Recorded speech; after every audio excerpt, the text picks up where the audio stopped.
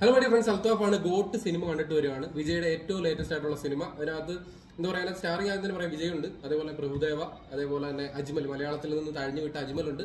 പിന്നെ മറ്റേ നമ്മുടെ പഴയ ജീൻസ് പടത്തിലെ അവന്റെ പേര് അറിയത്തില്ല. അതെ അതെ. അപ്പോൾ നല്ലൊരു ക്യാരക്ടറാണ്. അതെ, പുള്ളിക്കാരെ പരിചയപ്പെടുത്താൻ നിങ്ങൾ പലപ്പോഴും പല വീഡിയോയിൽ നമ്മൾ കണ്ടിട്ടുണ്ടാവും. ഞാൻ റോഷ്നി റഹ്മാൻ അത്ര തൽക്കാലം മതി. അതൊക്കെ ഞങ്ങളെ വീഡിയോയിൽ കണ്ടിട്ടുള്ളതാണ്. അതെ, ഇനി ഒന്നും അല്ലെന്നുണ്ടെങ്കിൽ ഇൻസ്റ്റാഗ്രാമിൽ കയറി നോക്കിയാൽ മതി. ഓക്കെ. അപ്പോൾ നമുക്ക് പുള്ളിയും റിവ്യൂയും കാര്യങ്ങളൊക്കെ ചെയ്യുന്നത്. അപ്പോൾ ഞാനൊരു കാര്യം പറയാൻ എന്താ വെച്ച് കഴിഞ്ഞാൽ, എനിക്ക് ഒറ്റയ്ക്ക് ഇത് പറയാനുള്ളൊരു ധൈര്യം ഇല്ലാത്തത് കൊണ്ടാണ് ഞാൻ പുള്ളിക്കാരും കൂടെ കൊണ്ടുവന്നത്.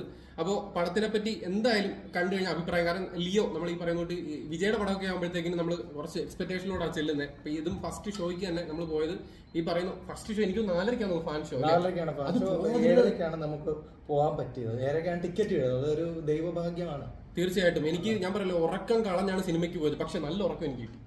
എനിക്കത് ഉറങ്ങാൻ പറ്റില്ല. കാരണം എന്ന് പറഞ്ഞു കഴിഞ്ഞാൽ ആകെ ഇടയ്ക്കിടയ്ക്ക് ഈ സൗണ്ട് വന്നിട്ട് ഇങ്ങനെ ഉണർത്തും. അത് പല സിനിമകളുടെ BGM ഇങ്ങനെ മാറ്റി മാറ്റി ഇട്ടിരിക്കുന്നതുകൊണ്ട് ഇടയ്ക്ക് ഇങ്ങനെ സൗണ്ട് വരുന്നത്. ഒന്നും മയങ്ങി വരുമ്പോൾ പെട്ടെന്നൊരു സൗണ്ട് വന്നിട്ട് ഇങ്ങനെ ചാടി വരുന്നത്. സർക്കാസാണ് കേട്ടോ. വിജയുടെ പല പടങ്ങൾ കണ്ടിട്ടുണ്ടെങ്കിൽ എന്റെ പൊന്നു പോവനെ ഇത്ര അട്ടർ ഫ്ലോപ്പ് പടം, ഊംബസ്റ്റ് ഓഫ് ദ ഓൾ ടൈം എന്ന് പറയാൻ പറ്റുന്ന ഒരു അളിഞ്ഞൊരു പടമാണ് എനിക്ക് കാണാൻ സാധിച്ചത്. എന്റെ അഭിപ്രായത്തിൽ മൂഞ്ചസ്റ്റ് ഓഫ് ഓൾ ടൈം മോട്ടെന്ന് വാങ്ങിക്കേണ്ടി.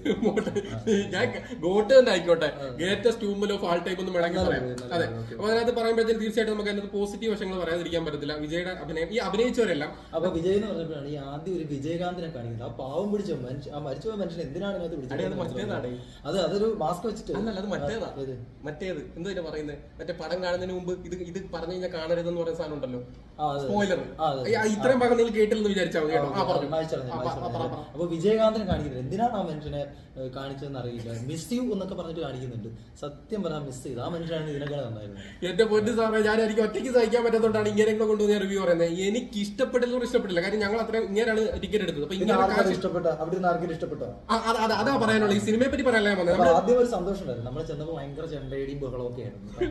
പക്ഷെ നമ്മൾ പോകാനാണ്, ഞങ്ങൾ ചെന്നപ്പോഴത്തേന് ചെണ്ടക്കാർ പോകുന്നുണ്ട്. പക്ഷെ അപ്പോഴേ നമ്മൾ ആലോചിക്കേണ്ട ചെണ്ടക്കാരനോട് വാദിക്കാൻ ഉറക്കം തോന്നുന്നുണ്ട്. പടം കണ്ടു പടം കണ്ടിട്ടുണ്ടാവും.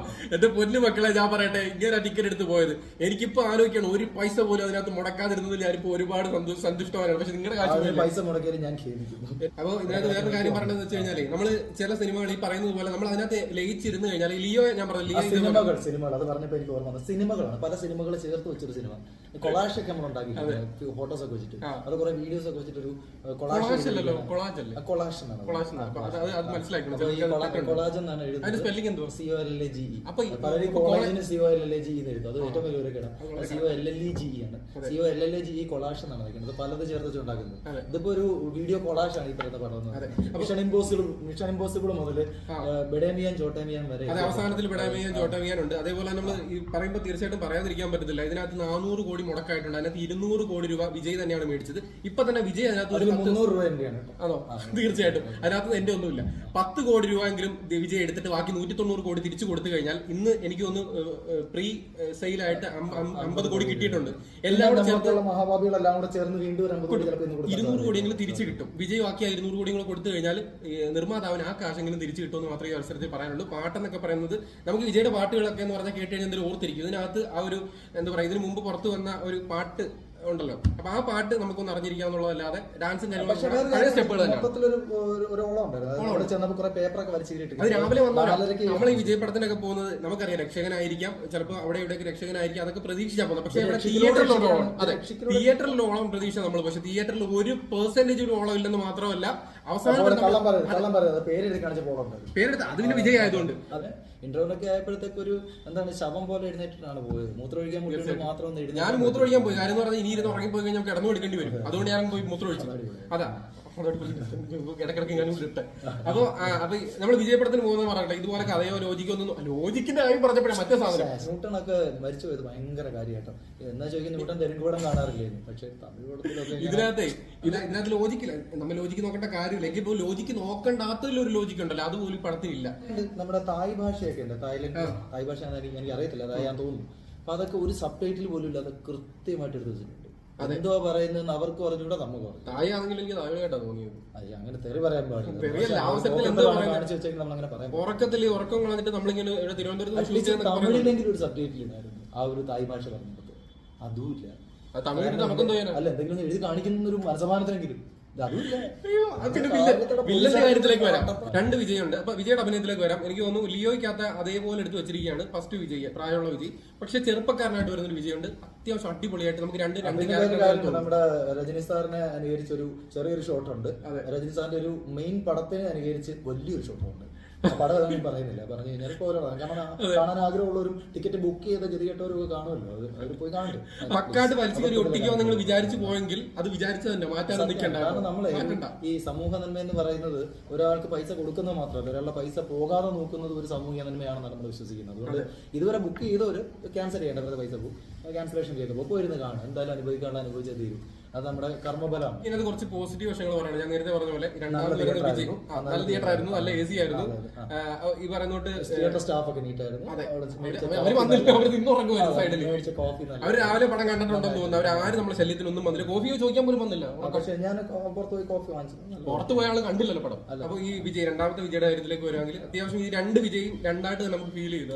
അതായത് അദ്ദേഹം ടെക്നോളജി യൂസ് ചെയ്തു അടിപൊളിയായിട്ട്. നിങ്ങൾ പലരും കണ്ടു കാണും. ഒരു പാട്ടിനകത്ത് വിജയെ കാണിക്കുന്നുണ്ട്. അതാണ് ആന്റി ഏജിങ് എന്ന് പറയുന്നത്. ഭയങ്കര കളിയാക്കലൊക്കെ ആയിരുന്നു. മറ്റേ നമ്മുടെ പ്രേമലു സിനിമയ്ക്കകത്ത് മറ്റേ അമൽ ഡേവിസിനെ പോലെ ഭയങ്കര കളിയാക്കലായിരുന്നു. പക്ഷെ അതല്ല കേട്ടോ, അതല്ല നിങ്ങൾ വിചാരിക്കുന്ന ആ ഒരു സീനേ അല്ല.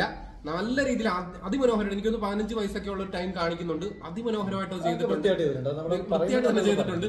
പിന്നെ പറയുന്നത് ഒരു വില്ലനായിട്ട് ഒരാളുണ്ട്. അതാണ് എനിക്ക് തോന്നുന്നത് ഏറ്റവും അയാളെ വില്ലനാക്കുന്നതിനെക്കാട്ടി നല്ലത്. ഈ ഇമോഷണൽ കണക്ഷൻ ഉണ്ടല്ലോ, പലയിടത്തും ഇമോഷണലി ഡാമേജ് വരുന്ന പല സംഭവം ക്രിയേറ്റ് ചെയ്ത് വെച്ചിട്ട് പക്ഷെ നമുക്ക് ഒന്നും തോന്നത്തില്ല. നമുക്കല്ല, എനിക്ക് തോന്നി, നിങ്ങൾക്ക് തോന്നിയോ? അല്ല, സ്ക്രിപ്റ്റിൽ അങ്ങനെയാണ് നമുക്ക് ഫീൽ ചെയ്യും. നമുക്ക് കണക്ട് അങ്ങനെ ആയിരിക്കും, ഒരു കണക്ഷനും കിട്ടിയിട്ടില്ല. പിന്നെ ബീജം എന്ന് പറയുന്നത് അതെ, ഫേഷ്യൽ എക്സ്പ്രഷൻ നമുക്ക് മനസ്സിലാവും സെന്റിയാണ് ഉദ്ദേശിച്ചത്. അതെ, ബീജം കഴിഞ്ഞ പടത്തില് അനിരുദ്ധിന്റെ ബീജം കൊള്ളത്തില്ലെന്ന് പറഞ്ഞ എല്ലാ അനിരുദ്ധ് നല്ല ബീജം ചെയ്യുന്ന ആളാ. കഴിഞ്ഞ പടത്തില് അനിരുദ്ധ് ഒരു ബീജം എനിക്ക് തോന്നുന്നു ഇന്ത്യൻ ടൂവിനകത്ത് ബീജം കൊള്ളത്തില്ലെന്ന് പറഞ്ഞു. അനിരുദ്ധ് അല്ല ഞാൻ പറയട്ടെ, അനിരുദ്ധ് ഇന്ത്യനകത്ത് കൊളവാക്കി എന്ന് പറഞ്ഞാൽ അനിരുദ്ധിനെ ഒരുപാട് വലിച്ചു ഭിത്തിയിൽ ഒട്ടിച്ചു. അതൊക്കെ വെച്ച് നോക്കുവാണെങ്കിൽ ഇത് നമുക്ക് ഒട്ടും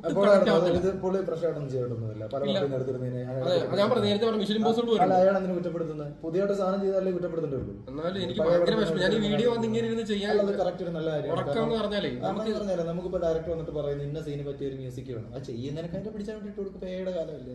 പക്ഷെ വേറെ പ്രശ്നമുണ്ട്, ഈ സിനിമകളെ യൂട്യൂബിലിട്ട് കോപ്പിറൈറ്റ് കിട്ടും. അത് ഒരാളുടെ കോപ്പിറൈറ്റ് ഒന്നും അല്ല കിട്ടുന്നത്, 10-20 സിനിമയുടെ കോപ്പിറൈറ്റ് കിട്ടും. കാരണം എല്ലാത്തിനും മ്യൂസിക് എടുത്തിട്ടുണ്ട്. ഒരുപാട് സിനിമയുടെ നിർമ്മാതാക്കളെ കസേര വലിച്ചിട്ടിരിക്കും കോപ്പിറൈറ്റ് പോയിട്ട്. ഇപ്പൊ നേരത്തെ പറഞ്ഞ പോലെ ഒരു കൊലപാതകം കഴിഞ്ഞാൽ ഒരു പാട്ടുണ്ട്. പാട്ടിന് ആക്ച്വലി ഗുളിക രാവിലെ ഉച്ചയ്ക്കും വൈകിട്ടെന്ന് പറയുന്നത് ആഹാരത്തിന് ശേഷം മുമ്പെന്ന് പറയുന്നത് 3 പാട്ടുണ്ട്. 3 കൊലപാതകം മെയിൻ ആയിട്ടുണ്ട്. അപ്പൊ 3 നല്ല 3 പാട്ടുകളുണ്ട്.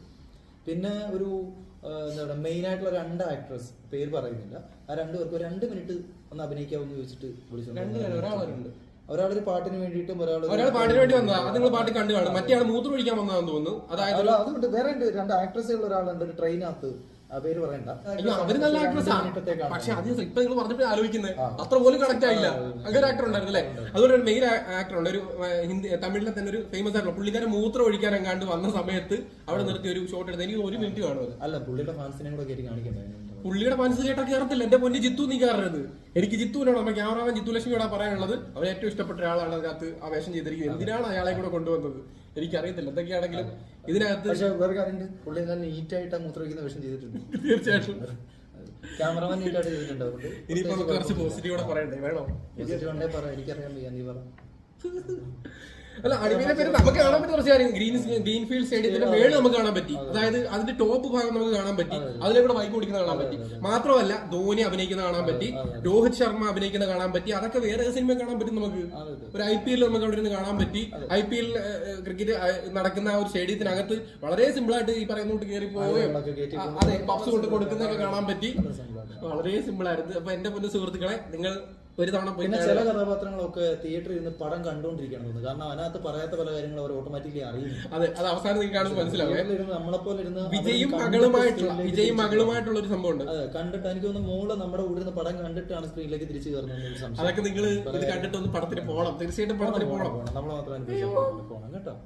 തൽക്കാലത്തിന് പോരെ മതി, ഇനി അങ്ങനെ കൊല്ലണ്ട. കാരണം ഇനി ബാക്കി കാണുന്നത് നമ്മളെ കൊല്ലട്ടെ.